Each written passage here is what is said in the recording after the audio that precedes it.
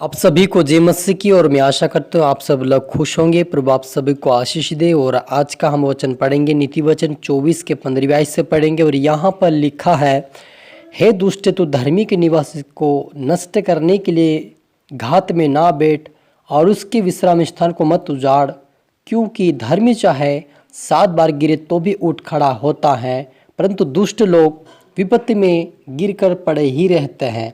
Hallelujah. आइए प्रार्थना करें। धन्यवाद मेरे ईश्वर राजा, प्यारे प्रभु जी, आज के वचन, आज के कलाम से मेरे पिता हर एक से बात कर प्रभु जी। जितने आपके बेटा बेटे आज का वचन सुने देखे प्रभु जी, हर एक विपत्ति से पिता परमेश्वर छुड़ाया जाए। यदि वो गिर गए पिता फिर से उठाया जाए और आत्मिक उन्नति और प्रार्थना उसमें बढ़ने पाए, तेरे राज्य की वारिस बने और इनके द्वारा इनका परिवार बदले, ऐसा होने दे मेरे परमेश्वर पिता। पवित्र आत्मा आप मेरे मुख से होकर बोले, मदद सहायता करे, सभी पवित्र आत्मा में सौंपते हैं। ये प्रार्थना दुआ यीशु तेरे मीठे मधुर नाम से मांगते हैं, आमीन।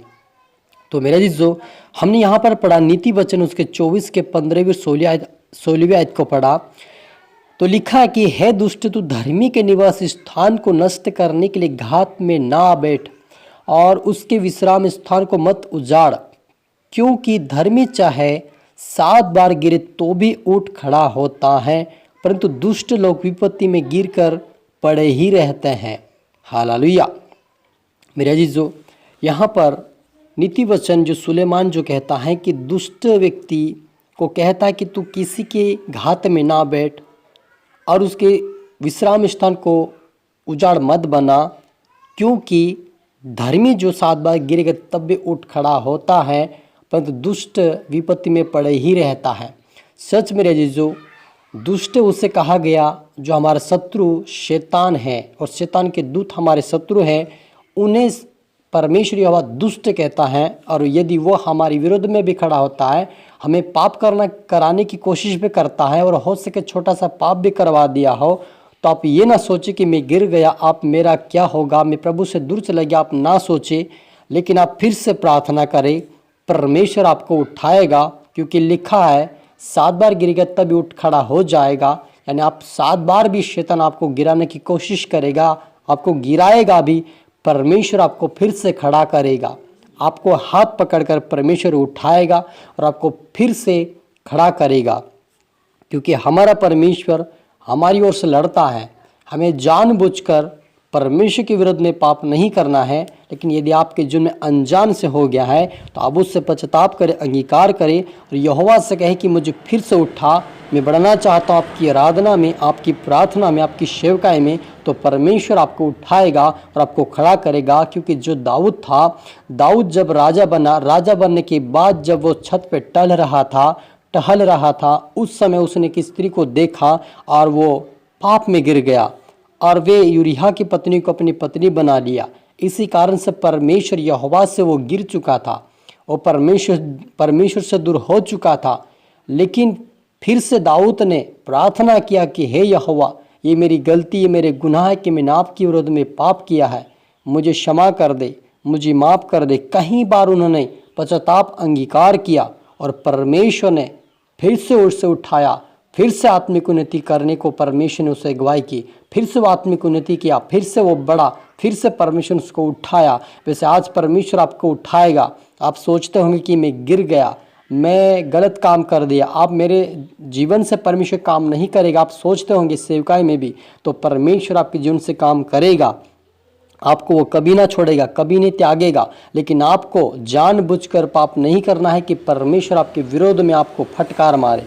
आपको क्या करना है, अनजान में गलती हो गई, पश्चाताप करते हुए परमेश्वर के सम्मुख जाए, उसे प्रार्थना विनती करे, परमेश्वर आपको फिर से उठाकर अपने कार्य के लिए इस्तेमाल करेगा और अद्भुत रीति से आपके जीवन में काम करेगा। लेकिन आपको निराश नहीं होना है, परमेश्वर हमारे साथ है, परमेश्वर आप और मेरे साथ है, वो हमें उठाएगा, हमें ब्लेस करेगा। जिससे दाऊद ने प्रार्थना किया, प्रार्थना करें, आपको दाऊद की तरह परमेश्वर बहुत आयत की आशीष देकर आपको उठाएगा। क्योंकि वो हमारा परमेश्वर पवित्र और सामर्थी खुदा है, जो असंभव को भी संभव करने वाला। लोग गिर जाते हैं, दुष्ट तो पड़े ही रहते, लेकिन परमेश्वर धर्मी को फिर से उठाकर खड़ा करता है। हालेलुया। और जब हम आगे पढ़ते हैं, वहाँ पर लिखा कि जब तेरा शत्रु गिर जाए तब तो आनंदित ना हो, जब वह ठोकर खाए तब तेरा मन मगन ना हो। कहीं ऐसा ना हो कि यहोवा यह देखकर अप्रसन्न हो और अपना क्रोध उस पर से हटा ले। कुकर्मियों के कारण मत कूड़, दुष्ट लोग के कारण डाह ना कर, क्योंकि बुरे मनुष्यों का अंत में कुछ फल ना मिलेगा, दुष्टों का दिया बुझा दिया जाएगा। हालेलुया। मेरे अजीज, जो शत्रु, जो हमारा दुष्ट शत्रु जो है, जिसे परमेश्वर दुष्ट कहता है, उसका दिया बुझा दिया जाएगा, बुरे लोगों का दिया भी बुझा दिया जाएगा। जितने लोग आज बुराई कर रहे हैं, व्यभिचार कर रहे हैं, गलत काम कर रहे हैं, परमेश्वर के विरुद्ध में चल रहे हैं, परमेश्वर लोगों को सता रहे हैं, परमेश्वर के दासों को मारपीट कर रहे, जेल में डाल रहे हैं, ऐसे लोगों का एक दिन परमेश्वर उनके दिया को बुझा देगा। हालेलुया। क्योंकि उन्होंने परमेश्वर के विरुद्ध में पाप किया है, उन्होंने परमेश्वर के वचन को तोड़फोड़ किया, परमेश्वर आज्ञाओं को नहीं माना, इसी कारण से उनका दिया बुझा दिया जाएगा। लेकिन जो पश्चाताप करेंगे, अंगीकार करेंगे, परमेश्वर के सम्मुख आएंगे और परमेश्वर से प्रार्थना करेंगे, ऐसे लोगों को परमेश्वर उठाकर अपने राज्य की वारिस बनाएगा। क्योंकि वे यदि 7 बार भी गिरते जाए तब भी उनको उठाकर परमेश्वर खड़ा करके उनको ब्लेस और आशीष करेगा। लेकिन आप और मुझे जानबूझकर परमेश्वर के वचन को तोड़ फोड़ और पाप नहीं करना है, ताकि जानबूझ जो करता है जानबूझकर, उनको परमेश्वर माफ़ नहीं करता है। लेकिन आप और मुझे सतर्क होना कि परमेश्वर हमारे जीवन से क्या चाहता है। हालेलुया।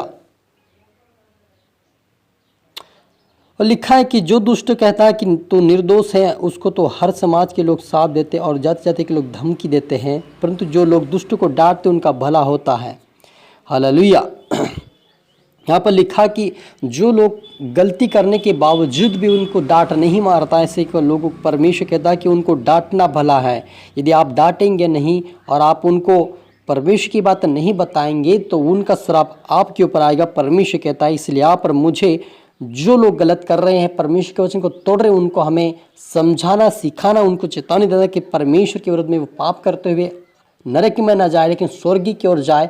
उनको ऐसा रास्ता बताना, ऐसे वचन बताए ताकि वो उसके खुदावन के राज्य के वारिस बन सके। क्योंकि परमेश्वर ने आप और मुझे चुना ताकि हम दूसरों को रास्ता और मार्ग बताएं, ताकि वो दुष्टता का काम ना कर लेकिन परमेश्वर का काम करते हुए परमेश्वर के राज्य की वारिस बने। क्योंकि दुष्ट वो व्यक्ति है जो परमेश्वर के वचनों से अनजान बनकर कहीं और रास्ते पे भटक रहा है, उसे हमें सही रास्ते पे लाने की आवश्यकता है। क्योंकि परमेश्वर कहता है कि यदि वो गिरेंगे तभी उठ खड़े हो जाएंगे, क्योंकि हमें खड़ा करना है, उनको वचन बताना है ताकि वो परमेश्वर के मार्ग पे चलते हुए उसके राज्य के वारिस बन जाए। हालेलुया। और आए हम प्रार्थना करें।